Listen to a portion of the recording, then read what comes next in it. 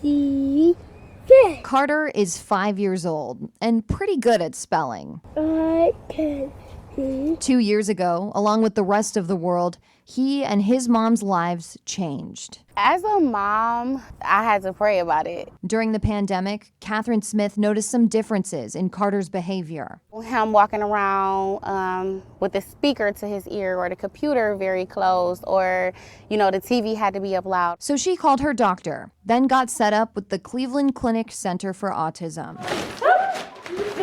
And at 2 years old, Carter was diagnosed with autism. But at that time, everything was virtual. It was like, hey, AT&T, let's keep the Wi-Fi strong.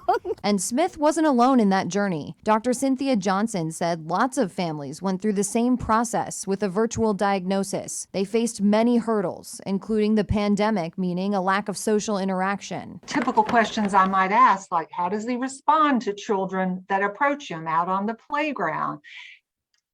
They didn't have these opportunities all of a sudden. If a child has autism, Dr. Johnson says their goal is to get that diagnosis as young as 1 to 2 years old. The child doesn't have access to the therapies they would earlier on.